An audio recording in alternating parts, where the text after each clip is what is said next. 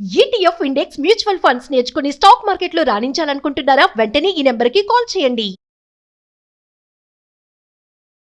నమస్తే రమగారు. నమస్తే జయ. రమగారు, ఏదైనా మంచి కథ చెప్తారా? ఈ బౌద్ధ జాతక కథలు ఉన్నాయి కదా, ధర్మపథం కథలని చెప్పాను ఇదివరకు. విశాఖ కథ అది చెప్పుకున్నాం. అవును. అందులో ఒక చిత్రమైన కథ ఉంది జయ, కుంభఘోషకుడు కథ. పూర్వం అట తథాగతుడు అక్కడ ఆ కాలంలో ఉన్నప్పుడు ఒక వ్యాపార దంపతులు ఉండేవాళ్ళు, భార్యాభర్త. అయితే ఏమైందట, ఆ రోజుల్లో అంటువ్యాధి సోకిందట. భార్యాభర్త ఇద్దరికీ అంటువ్యాధి వచ్చింది. ఆయన చాలా సంపాదించాడు, 40 కోట్ల రూపాయలు. ఆ రోజుల్లో 40 కోట్లు అంటే ఎంత ఎక్కువ. అయితే ఏం చేశాడట ఆయన, తన సంపాదన అంతా ఒక చోట దాచిపెట్టి వాళ్ళకి ఒకే ఒక కుమారుడు ఉన్నాడట. వాడి పేరే కుంభఘోషకుడు. ఆయన ఏం చెప్పాడంటే, అయ్యా మా ఇద్దరికి వ్యాధి వచ్చింది, నువ్వు మా దగ్గర ఉండద్దు, ఇంకా చిన్నపిల్లాడు కాబట్టి నీకు వెళ్ళిపో ఇక్కడి నుంచి దూరంగా ఎక్కడికైనా.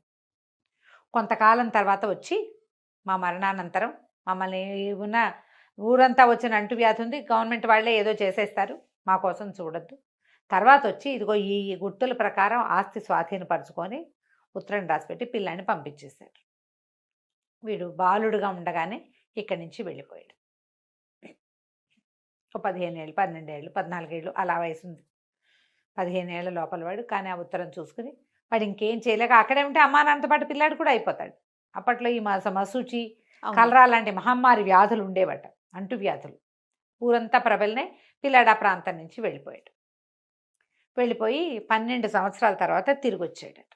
తిరిగి వచ్చి గుర్తుల ప్రకారం వెతుక్కుని వాళ్ళ అమ్మ వాళ్ళు పెట్టినవి, అమ్మా నాన్న చనిపోయారు, ఆంధ్ర ప్రభుత్వమే అందరికీ చేస్తున్నట్టుగానే అనాథ ప్రేతాలుగా వీళ్ళ ఇల్లు గుర్తు ఉంది, వీళ్ళ భార్యాభర్త తెలుసు వాళ్ళకి.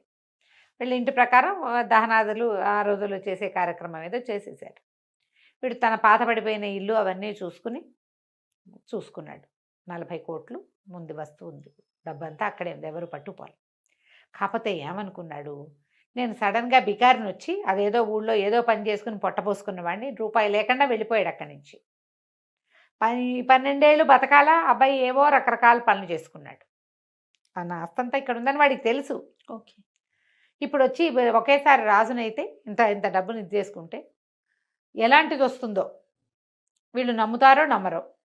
ప్రభుత్వం కూడా మారింది, ప్రభుత్వం మారిపోయింది అప్పటికి ఇప్పటికి. అందుకని ఏం చేశాడట, ఇక ఆ డబ్బును అవైల్ చేయలే. క్రమంగా దీన్ని సరి చేసుకుందామని ఆ ఊళ్ళోనే ఒక పారిశ్రామిక వాడ, వాళ్ళ అలాంటిది కార్మిక వాడ, ఏమన్నారు దాన్ని, లేబర్ కాలనీ, కార్మిక వాడలో ఉండిపోయాడు. ప్రభుత్వోద్యోగానికి దరఖాస్తు చేసుకున్నాడు. ప్రభుత్వోద్యోగం ఏమిచ్చారు, ప్రకటనలు చేసే ఉద్యోగం ఇచ్చారు. రేపొద్దున రాజుగారి పుట్టినరోజు మీరందరూ రావాలో హో అలా ప్రకటించటం. బాగుంది. ప్రకటన ఉద్యోగం వచ్చింది. ఆ రోజుల్లో ఈ మొత్తం ఈ నిరాశ్రయులైన వాళ్ళకి గవర్నమెంటే ఇల్లు ఇచ్చేదిట. నిరుద్యోగులకి గవర్నమెంట్ భృతి ఇచ్చేది, రోజుకి ఇంత 2 రూపాయలు 3 రూపాయలు ఇచ్చేది. తర్వాత లేదా ఉద్యోగం ఇచ్చేది, గవర్నమెంట్కి సంబంధించిన ఏదో ఒక పనిలో వాళ్ళని ప్రవేశపెట్టేది. నిరుద్యోగ సమస్య అసలు లేనే లేదట. ఈ కెనడాలోను జర్మనీలోను అక్కడ కూడా జాబు రావాల్సిన అవకాశాలన్నీ ఉండి ఉద్యోగం రాని వాళ్ళకి గవర్నమెంట్ పే చేస్తుంది. మనకి ఇండియాలో ఎప్పుడైనా వస్తుందా అలాంటిది? అంటే మనం ఇంకా అభివృద్ధి చెందుతున్న దేశంలోనే ఉన్నాం కదా రమ్మగారు. అవును, అవన్నీ అభివృద్ధి చెందేసిన దేశాలు కదా. నిరుద్యోగ జాబ్ పాపులేషన్ ఒకటి క్యాలిక్యులేట్ చేసుకోవాలి కదండి. అవును అవును. అంటే ఉద్యోగం అన్నీ ఉండి, అంటే చదువు గిదువు అన్నీ ఉండి క్వాలిఫైడ్ పీపుల్ ఖాళీగా ఉంటే వాళ్ళకి గవర్నమెంట్ పే చేస్తుంది. సరే, ఈ కుర్రవాడికి ప్రకటనలు చదివే ఉద్యోగం ఇచ్చారు. ఆ ప్రకటనలు చేసుకుంటూ ఉండేవాడు, కార్మిక వాడలో ఉండేవాడు. కొన్ని రోజులు గడిచినాయి. ఆ రాజ్యానికి అప్పుడు రాజు బింబిసారుడు. మనకు తెలుసు కదా, బింబిసారుడు అలాంటి పేర్లు ఉంటాయి. ఈ బింబిసారుడు రాజ్యానికి ఉన్నప్పుడు ఒకరోజు ఏమైందంటే, రాత్రి వేళ ప్రకటన వస్తుంది. ఈయన సౌధంలో ఆ బయట కాళ్ళు చాపుకునుకున్నాడు. ఒక పరిచారిక ఆయనకి వీవెని పెట్టి విసురుతోంది. ఆ ప్రకటన వినపడింది. ఏమని, రేపొద్దున ఈ రాజపత్రిక చదవాలన్నమాట, రాజుగారు ఈ ప్రకటన చేయించారు, దీన్ని ఫాలో అవ్వాల్సింది అని. ఏదో పన్నుల గురించో ఏదో. ఈయన అట్లా కళ్ళు మూసుకుని, ఆహాహా ఏం కంఠం, కోటీశ్వరుడి కంఠం అన్నాడు. అనేసరికల్లా ఈ పరిచారకు ఉంది కదా, ఏమిటి స్వామి, ఏమిటి ప్రభు, ఏమంటున్నారంటే, ఆ ప్రకటనలు చదివేవాడు ఆ పని చేయవలసిన వాడు కాదు, వాడి కంఠం కోటీశ్వరుడి కంఠం, వాడి గొంతులో వాడి డబ్బు పలుకుతోంది అన్నాడు. రాజపరిచారు కదా, నేను కనుక్కుని వస్తాను. అవునో కాదు. అతను ఎందుకు ప్రకటనలు చదువుతాడు? కోటీశ్వరుడు అయిన వాడు ప్రకటనలు చదువుతాడు? అదే కదా. ప్రకటన చదవటం ఒక ఉద్యోగం. నేను చూసొస్తానంది. మర్నాడు వెళ్ళింది. వెళ్తే వీడు ఒక సామాన్య కార్మికుడు ప్రకటనలు చదువుతాడు. కనుక్కొని వచ్చి చెప్పింది, కాదండి కోటీశ్వరుడు కాదు, వాడు మామూలు వాడే, కుంభఘోషకుడు అతని పేరు, పారిశ్రామిక వాడలోని మన కార్మిక వాడలో ఉంటాడు అని చెప్పేసరికి ఒప్పుకోలే. కాదు, నా 6th సెన్స్ చెప్తోంది వాడు కోటీశ్వరుడు, వాడు పేదవాడు అవడానికి వీల్లేదు, వాడి కంఠంలో వినపడుతోంది వాడి తాలూకు ధనం, నాకు తెలిసింది అనేసరికి సరే రాజపరిచారు కంది, నేను వెళ్ళి ట్రై చేస్తాను, ఇట్లా ఒట్టిగా కనుక్కున్నా కదా, అసలు వాడికి డబ్బులు ఉన్నాయో లేదో నేను చూస్తానని ఏం చేసింది, ఈ రాజభవనానికి కొంచెం దూరంలో వేణువనం అనే ఒక వనంలో తథాగతుడు ఉన్నాడు, అప్పుడు ఉండేవాడు ఆయన. వచ్చి ఆ వేణువనాన్ని చూడ్డానికి వచ్చినటువంటి ఒక సాధారణ ఏమంటారు యాత్రికురాలుగా వచ్చి వెళ్ళి ఇతని దగ్గరికి వెళ్ళింది, ఈ కుంభఘోషకుడి దగ్గరికి. బాబు, ఈ వేణువనం చూడ్డానికి వచ్చాను, ఈ ఊళ్ళో ఎవరూ తెలీదు, నీకు వంట చేసి పెడతాను, నీ మీ ఇంట్లో 4 రోజులు నన్ను ఉంచుకోమని అడిగింది. సరేనన్నాడు.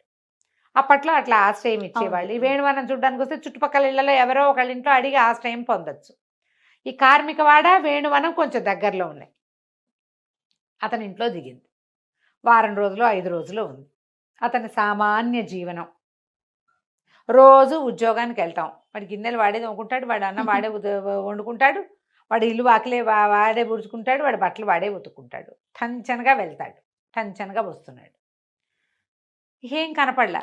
మళ్ళీ వచ్చి రాజుగారికి బెన్సారికి చెప్పిందట, అసలు ఇతను మనం ఏమీ ఇది లేదు అని చెప్పింది. తర్వాత కొద్ది రోజుల్లో ఒక కొత్త ప్రకటన వచ్చింది, విశ్వకర్మ పూజ చేయబోతున్నారు రాజ్యంలో, కార్మికులందరూ తలా ఒక వరహ సమర్పించాలి అని చెప్పి. ఇది ఎక్కడికి వస్తుంది? ఆ డబ్బంతా ఒక డిబ్బెన్న వేసి ఆ డబ్బుతోటే విశ్వకర్మ పూజ చేస్తారు. విశ్వకర్మ అంటే పనులు చేసేవాడు, విశ్వకర్మ ఇవి కడతాడు కదా, ఇల్లు వాకిళ్ళు కట్టే ఆయన, దేవుళ్ళందరికీ కూడా శిల్పి, దేవ శిల్పి. అందుకని కార్మికులందరూ కూడా ఆ అందులో పనులలో భాగాలే కాబట్టి ఆ పని పూజిస్తారు, కార్మికులంతా పూజిస్తారు. ఈ పూజించే వాళ్ళు వీళ్ళందరూ తలా ఒక వరహా ఇవ్వాలంటే సరే ఏమైంది, వరహాలు అందరూ తలా ఒక వరహా వేస్తున్నారు.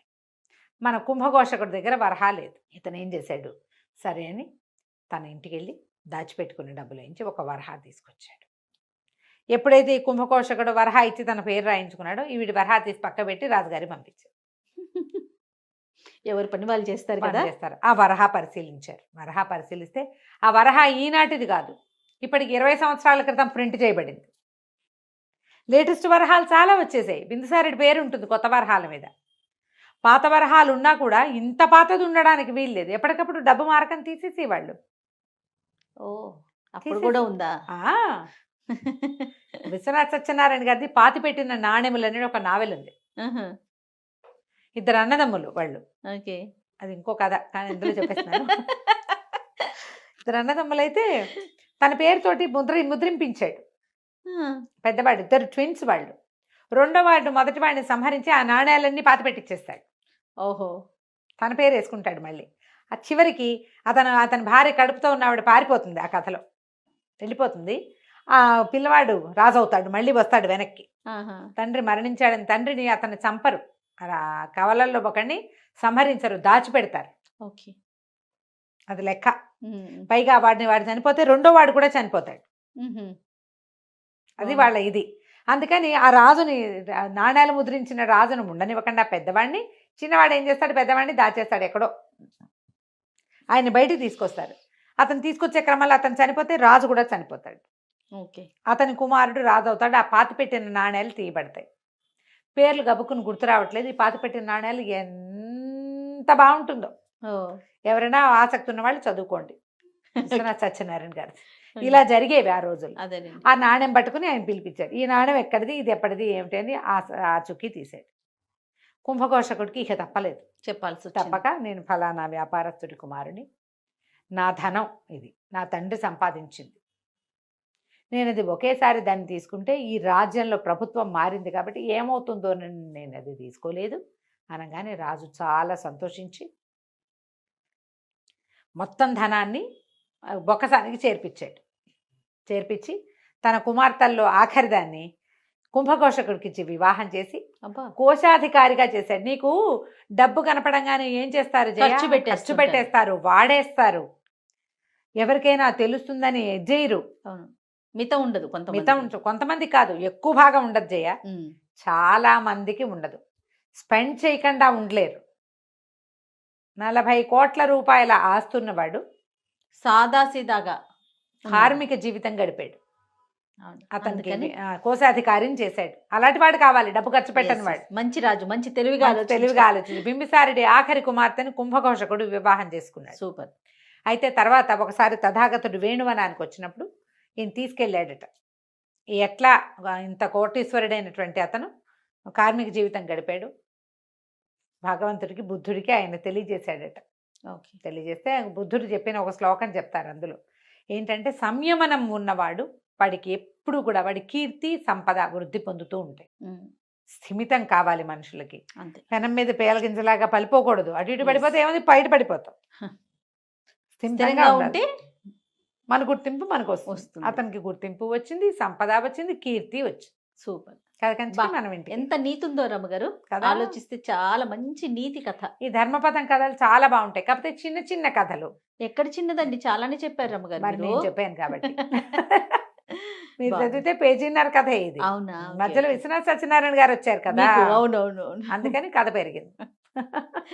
రైట్ అండి. నమస్తే రమ్మగారు.